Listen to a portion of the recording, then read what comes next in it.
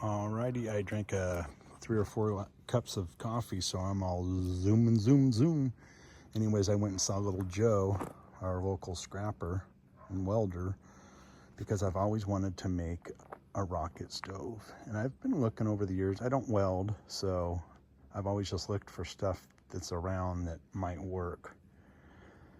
And when I was there, Little Joe, I told him what I wanted to do, and I was looking at his stainless steel pile. These are stainless steel.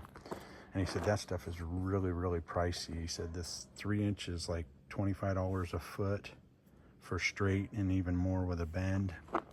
And this 6 inch, he said, was like $50 a foot. And then the bend is even more. And he said, plus those are old, pre-illness time. And this is an old keg here that the guys that cook crab, they cut these tops off and cook crab in them, but then every once in a while, after many uses, they get little pinholes in them, so all the water drains out, so they can't use them anymore. So what I was thinking about doing, and I don't know on a rocket stove, I'm thinking that I have to put my fuel in this long way instead of the short way. So on that one, it wouldn't be that bad. You know, I'd have to get some brick or something to be able to stabilize it and then do that. But this one, I was really thinking I wanted to try to put it in this keg. You know, it's round and in there, so there's a gap. I thought maybe I could hammer on the keg and make it more flat and then cut a hole. But I just don't know if that'll be enough room to get the fuel going. You know, and I could do it the long way too. That would probably work better, you know, putting the fuel in this way. But if I do that, it won't fit in the keg. And then also this has a hole in it, and I got a plug.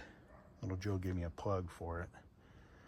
So, and then I was thinking, so then if this works, you know, I'll test it out before I put anything together and see how the wood burns. But if I can get the wood to burn on the short end, and then get that, you know, the copper that's all wound up, get a roll of that and wind it out in there, and then have an inlet and an outlet, and then fill this with sand.